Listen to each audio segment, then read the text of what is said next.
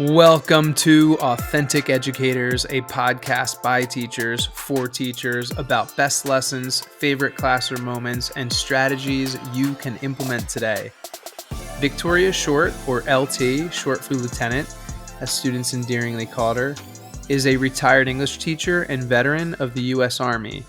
In her 28 years as a teacher, she was named Teacher of the Year, taught thousands of students, and inspired many with her storytelling and life lessons. She is the author of the book Find Your Mini Pumpkin, a collection of life lessons that she would share with her students on Fridays. My name is Dave Brown, and I cannot wait for you to hear our conversation with Victoria about lessons she learned early in her teaching career, the power of storytelling, giving students written feedback, and the importance of being authentic in the classroom. Enjoy listening and reach out with any questions or to share your feedback at AuthenticEdPod@gmail.com. Can't wait for you to hear this. So Cody and I are so excited to be here today with a former colleague, Victoria Short, who is retired from Mentor, not teaching. just colleague, mentor to Cody's both of us. mentor officially, and an unofficial mentor and person I looked up to a lot in my days as an English teacher. A tiny bit about Victoria, and Victoria, you can fill in wherever I'm wrong, but you've taught for 28 years. You've served in the U.S. Army. You've won Teacher of the Year, and you've just been a person who I know factually because I've taught so many students who went on to have you, somebody who's impacted the lives of um, thousands of kids profoundly. And we planned to maybe get started with this recording about 25 minutes ago, but we've just been catching up and talking about many things, playing verbal ping pong. And maybe we don't know exactly where we're going to go today. We've got some ideas, but you just said to me, well, why don't we start about the advice I got when I was a first year teacher? And I'm going to shut up and let you go wherever you were about to go with that idea. Okay. Well, I knew when I went to college I wanted to be an English major because I loved reading books, but I had no intention of becoming a teacher. So I spent the next 6 years kind of wandering the desert, quite literally, because I was stationed in Arizona for military intelligence training, and I was living in Tucson and different places and just wandering about doing many jobs in retail and real estate. And people kept saying, why don't you become a teacher? I mean, you got that English degree. What else are you going to do with it? And I finally relented and I joined Teach for America. And that was my foray into teaching. So it's kind of trial by fire. I spent 6 weeks in Compton right after the riots, getting an emergency cert. And then I was in a classroom in the Deep South in Louisiana. And my mentor teacher said what a lot of teachers hear, don't smile until Christmas. And I thought, that's never going to work. And I understood what was behind it. You know, if you don't have your discipline in order, once you lose them, they're gone forever and the year is shot. But I knew by day 3, I just couldn't keep up the facade because it wasn't me. And that's not the way that I relate to students or people in general. So one of the earliest lessons I kind of learned was you have to be yourself. Kids will meet you wherever you are, with all your flaws and foibles and the whole 9 yards. But if you're not authentic, they can see through you in a hot minute. Yeah. And then that's something you won't be able to recover from. So You can't be a fraud. You cannot be a fraud. just be a fraud. And the one other thing I noticed, and I don't know if I'm alone in this, the one problem I sometimes had in the classroom is I don't speak very loudly and my voice doesn't project. And part of the reason I used to walk around the classroom so much is to make sure that students could hear me. So I was always mobile. I wasn't stuck behind a podium because I wanted to be heard. And so that became part of my signature style. And then, of course, the kids knew, well, she's wandering everywhere, so we can't be writing the notes. You know, this is before cell phones and everything. Yeah. And I never even thought of that. I wasn't doing it for like discipline reasons or to get control of the classroom. I just wanted to make sure that people heard me. And so I was walking all around and engaging with students and just being myself, because who else could you be? And I didn't have a teacher voice. You know how people like launch into their teacher voice? Mm-hmm. I didn't Yep. have one. My speaking voice was my teacher voice. And that became an easier way to be myself because it wasn't like I stopped and suddenly projected. When Right. I got mad, I sounded the same. If anything, I got more quiet. The kids had to lean in to hear me. They're like, oh, she's pissed. You just make it work. And I thought, yeah, I kind of learned that by default, but I knew early that that was the way to go. Not that there wasn't room to grow and to learn and to learn new techniques. Certainly, when you're on an emergency teacher cert, I went back and got all the credentials and learned all the things. So you have to learn that eventually and incorporate it into your practice. But authenticity can't beat it. You mentioned that that was on the third day or something. I don't know if that's an exaggeration or a specific memory you have of that moment, but whenever that was, obviously it was early in that year. Did you notice? And if you don't remember, you don't remember. But did you notice any like shift in the students from how you were the first couple of days before you Well, made this that is what pivot? happened, and I remember exactly Okay, that great. Hurricane Andrew came through. Now, I didn't know what a hurricane was. I'm from Pennsylvania. What do I know? I thought it was a big thunderstorm.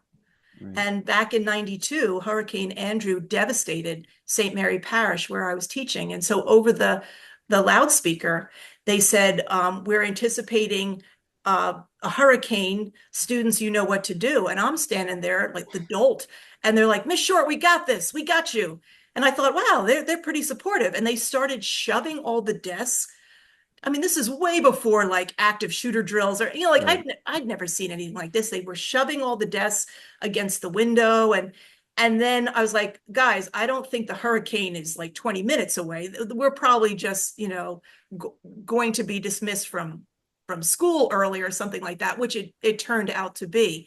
But in that was the very first week of teaching and what I felt from them was they were trying to be protective of me. She's a northerner. She doesn't know what's going on. Mm, But it wasn't, I didn't feel disrespect. I felt protection from them. Like they wanted to be supportive of me. And I'll never forget that. And teachers, I will say in Louisiana, teachers are revered. It's a very different experience than I've always felt respected, but I've never felt revered in the North as I was in the South. And I think, when you have this, I mean, there were schools in the parish that were destroyed or their libraries were in pieces. So when sure. I came back, there were students that were homeless. It was a trial by fire bonding. Mm, But after something like that happens, you're hardly going to go into well, I'm not going to smile until Christmas. right. I mean, we were all in it together. So like you got to be a person, right? You You have got to be a to person be first. human with them. Yeah, you're their teacher, but if you have this, I mean, who walks around without a smile all the time? I Right, mean, I feel bad for the people that do. right. I don't want to be taught by the people that don't smile and that don't Certainly have not. fun, right? No. As if I'm a student. So I mean, I feel like that really like dovetails into our whole podcast, right? Authentic educators, and that whoever you are as an audience, or a listener, that like thinking about how can you be yourself in a way that's obviously respectful and appropriate, and still doesn't cross any teacher student boundaries, obviously, but Right. how can you share your true self with your students so that they latch on, and you have that that protective moment that hey, I'm sure we got you right. We're going to Mhm. protect you from this hurricane with some desks on a wall. um, Dave, I know there was something that you were chatting about where you wanted to kind of dig into some of those lessons that I know I heard my former students talk about when they ended up having Victoria, etc.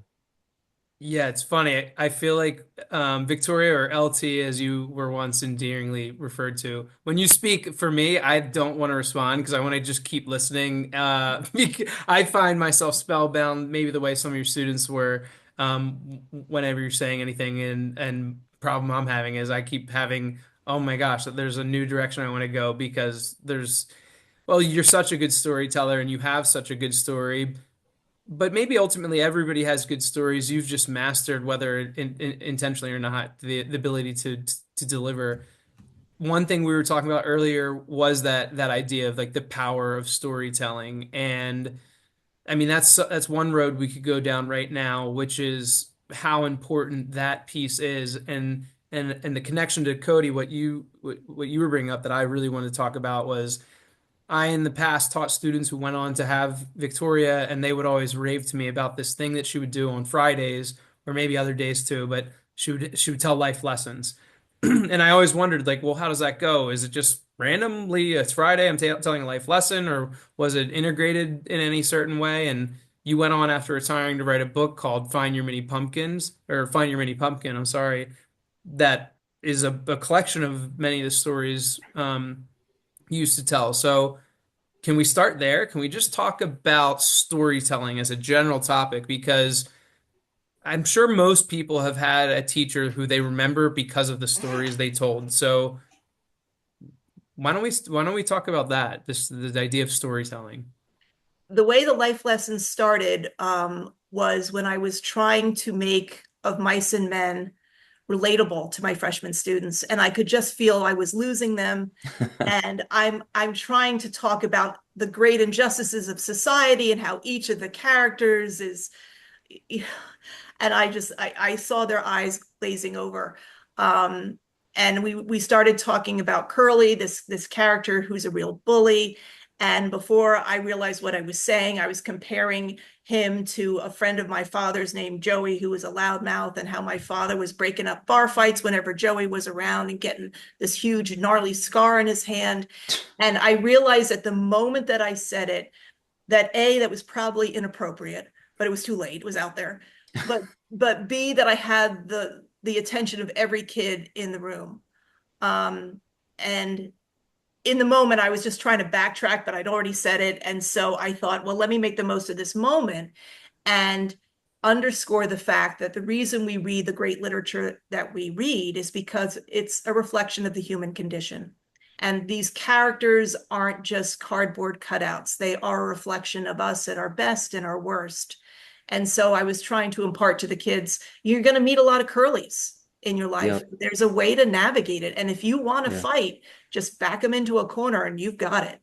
And I was particularly protective of the guys in the room. I'm like, you got to remember this, because one day you're going to be out there and you can either step aside and let the person have their tantrum, or you can confront them. And you've got to know which is right at the right time, because it can cost you a job, your life, whatever. There will be moments in life that test us all.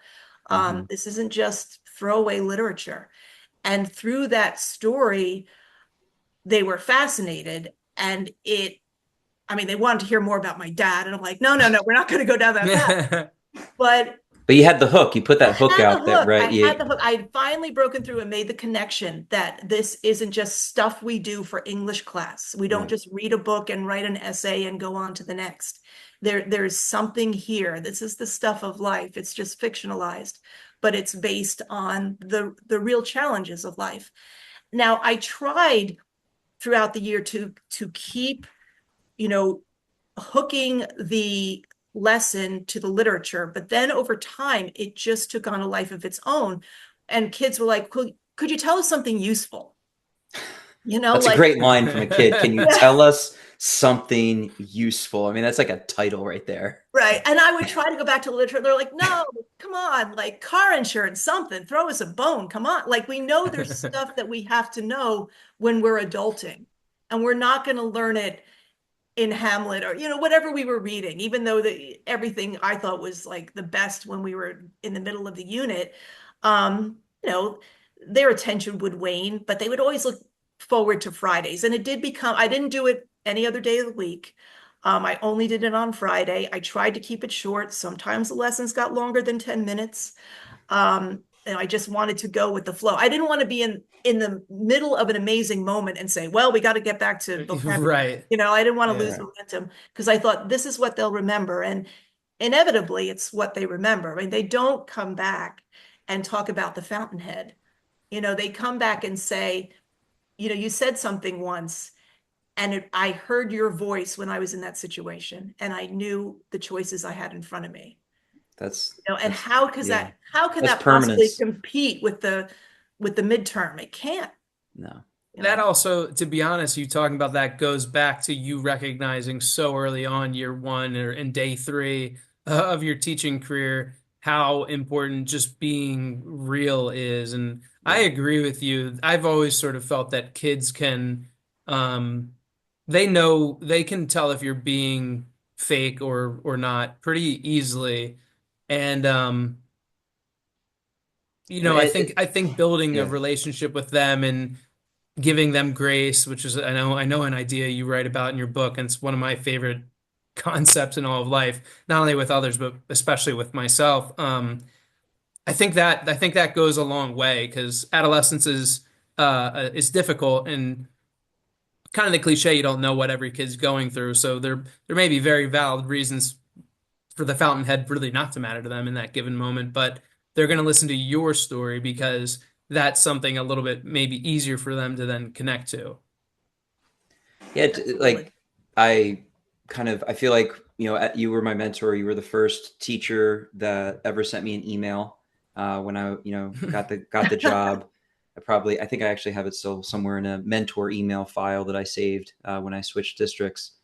And I don't know whether I got this because you overtly were telling me about these things, or I sort of absorbed it tangentially, but I feel like, thinking about Romeo and Juliet, when I taught that, and Romeo sees Juliet for the first time and he's just smitten.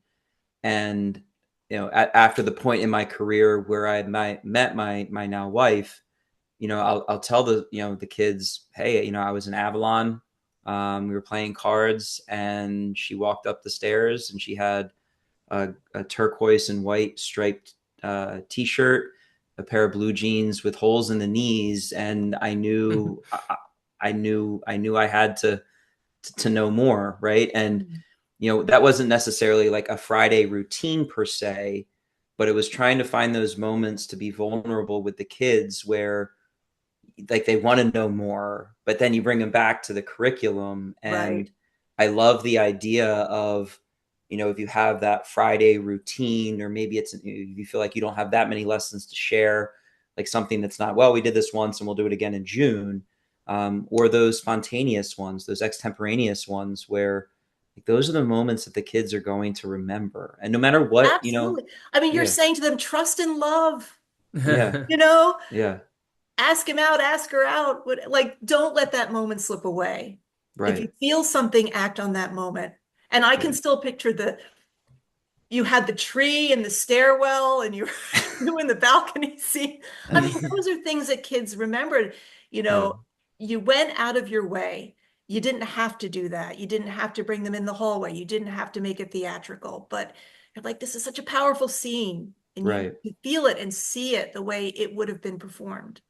And no matter what subject you have, right? I mean, Dave here has switched to business ed, and I'm not a business ed teacher, but I imagine there aren't any necessarily Romeo and Juliet type moments that perhaps happen in your daily lesson plans. But when just thinking about, our job is to teach the curriculum, obviously, but it's also to to be a human, I think, right? And Right. if you can have these moments, and like, when you teach the same subject year after year, you kind of start to figure out, hey, this is a good moment where I can talk about this, whether it's funny or serious or love or whatever it might be.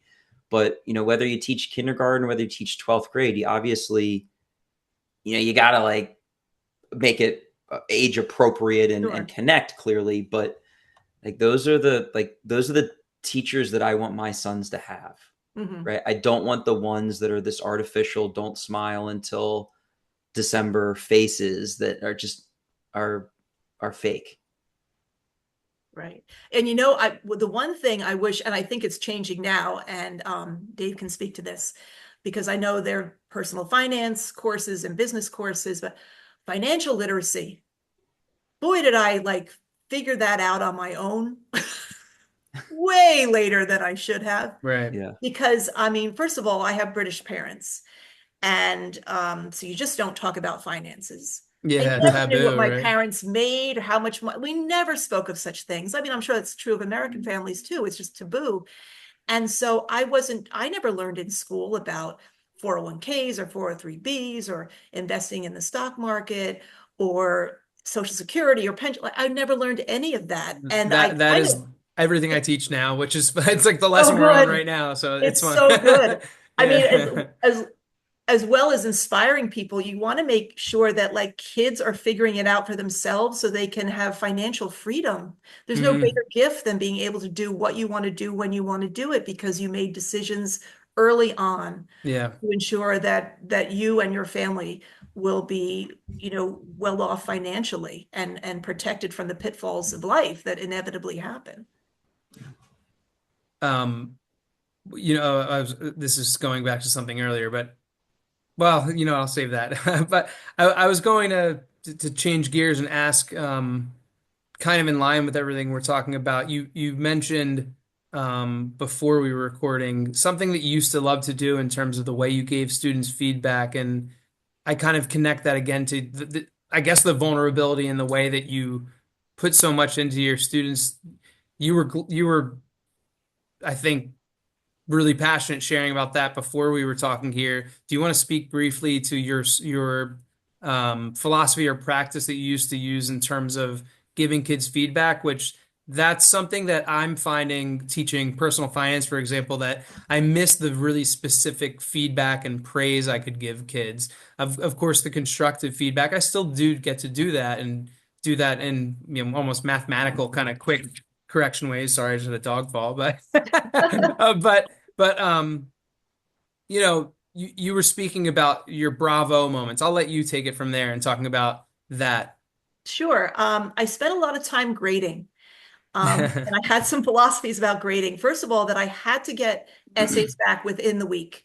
And that was a deadline I set for myself because I thought if it goes any longer than that, then they'll forget what they have written or what they invested in the piece. So the turnaround time was really important to me. But also, it was important to give as much written feedback as I could in what they had done well and what they needed to focus on to improve. And I thought each paper will have some of each. And if there are really special moments where the student made an incredible insight or used a compelling quote in such a creative way that they would get a bravo. And that was always what I told my students is that's when I put the pen down and just read because it was such an amazing essay. I didn't have to comment. You were bringing it, and I just wanted to enjoy the moment. Um, and the one thing I would see often with students, and this was both frustrating but gratifying, particularly with my AP students, is they would be afraid to say where it was they were going. Like they were right there, but they were circling the point rather than making it with conviction because they were afraid of being wrong and they always wanted to hedge their bets. And I remember writing on a paper, "You're right there." Whatever is blocking you. And Just then I'm like say it. going in some psychobabble. I don't know what I was saying, but I was like writing all the way down the page. I'm like, you are right there. And I am sitting here with my third latte. So I'm a little wired, but I'm telling you that you are on the brink of greatness. Why are you holding yourself back? Like you Oh, are right wow. there. Just Yeah. grasp that moment. And that student at the end of the year, um, presented me with an embroidered picture that said, "Thank you, LT, for allowing me to believe in myself." Wow. Um, and so those moments when you feel passionate, you can convey that passion to the Yeah. student. And and I and it's not just about like, oh, again with the, comma splice. No, like that stuff is unimportant. right. That'll be figured out, in an editing round. But it's the heart of the essay when they come to something, but they're afraid to take that final plunge and just saying, "You've got this, go forward." Were some of the most gratifying moments. And because I took the time to write so much, I could have that conversation with kids and they wouldn't think it was weird. Yeah. Yeah. I think that comment you made, what was it? You're holding yourself back from greatness, or Yeah. however you phrased Yeah. it. And Afraid to tackle it and own it. I think that you dug into the comma splice there right after, where sure, as an English teacher, you can you could spend hours on every paper, looking for every misdotted I, comma splice, whatever it might be. But that it just in hearing it, right? I'm not that student. I didn't write that paper. You weren't my teacher. But a comment like that just feels so human and so empowering in the fact that, hey, I'm not there yet, but I'm very, very close to being there. And I trust in you. I believe in you as my teacher. That it's inspiring, right? To get that gift from that kid at the end is just, it's amazing. I think any teacher that ends up giving kids that, like giving them the time of day to give that much feedback, but in particular to praise and to make them feel like they have something valuable to say, Right. like the self-efficacy that you're giving them, or the way that you're improving how they think of themselves, like Yeah. that is a superpower, to be honest, because Right. sometimes that is the difference maker probably for many kids. I mean, some just maybe Yeah. inherently believe in themselves and they'll Yeah. they'll take the risk. But Right. I think some, maybe the only reason they'll start to believe in themselves as a writer and have a voice is because of having a teacher like you who will say you've got a great point, or you're doing something important here. So I It love was had a I love literally that. like the lead in my faculty meeting today was talking about conferences, and one of the bullet points was like lead with a positive. mm. And if we have the no smile till December, right? Here's all the things that you did wrong. That's That's not like, gonna. this is just basic Dale Carnegie right here, how It's to just win gonna. president, right? Like nobody wants Yeah. to, we're all sensitive beings. We want to feel good first before. And I had a teacher that did that for me. I remember my junior year of high school, John Gleason, amazing teacher. And I was so shy. I'd never spoken that class. So I felt like everything that I had to say had to be in my essays because I didn't speak. Mm, And when he gave me written feedback, oh, I yeah. like hung on every word.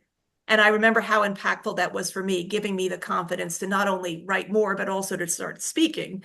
That I thought, yeah, that was a real gift. And sometimes we, as teachers, we have learned from the teachers that were special in our own lives. Is there any 100%. your book? I'm curious if there's anything, as we kind of begin to draw a close here, that maybe we've actually talked about some of the specific things that you have written in there, but can you give our audience maybe like one of those pumpkins that you shared with the kids that they probably, I would bet pretty confidently, would have some recollection of you sharing with them when they were your students? Yeah, it's the title lesson. And the What's that? reason it's called Find Your Mini Pumpkin is every fall I would get one of those tiny pumpkins, they're gourds from the local supermarket, and I just think they're beautiful. I don't know what it is. I don't know why the charm. I'm not particularly, you know, I mean, I like the fall, but there's nothing in particular that draws me to it except it's small and compact, and usually there's a symmetry to it that really appeals to me. Anyway, I would get one of these gourds and I'd put it on my desk, and I would tell, and the kids were like, "Why do you have that on your desk?" And I always say, because when you're getting on my last nerve, I'm going to look at that pumpkin and I'm going to remind myself there's still beauty in the world, and I'm going to calm down. Like you want me to have that there, and they Yeah. would chuckle. And I said, no, but really, the reason I have it there is because I do think it's beautiful. And I have to remind myself sometimes when I'm taking myself too seriously or I'm having a bad day, that there will always be beauty in this world. And that pumpkin reminds me of it. And I would say to them, you don't have to go get a pumpkin. You can get anything. It could be a quote, it could be a photograph, it could be whatever. But find something, whether Right. it's tangible or just a thought, that will remind you and ground you in those difficult moments when you need to remember that the world is a beautiful place and it's more beautiful because you're in it. And that's Did kids do that then? Did you ever? well, first of all, they would come back from college and they would always have this mini pumpkin. And I'm like, remember, it doesn't have to be a pumpkin. It can be whatever you want it to be. Yeah, Kids extend would the throw, metaphor. Yeah, I still have a drawer full of crocheted pumpkins that kids that's would make amazing. me. Like they brought pumpkins in all sorts of ways.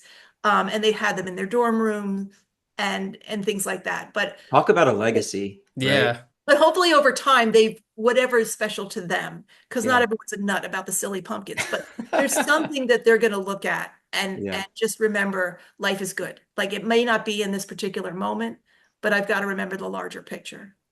I mean, that's the thing that any teacher can have their kid do, have their students do, right? They're so attached to their phones. Okay, well, find a picture on your phone that you really love of some form of beauty and go and print it out. And, if you're not allowed to have your phone out in class with you, just tape that to your journal, tape that to your laptop, whatever it is. And that pumpkin is your picture, right? That moment of, ugh, I hate what I'm doing in school right now. Well, there's this, and this is good.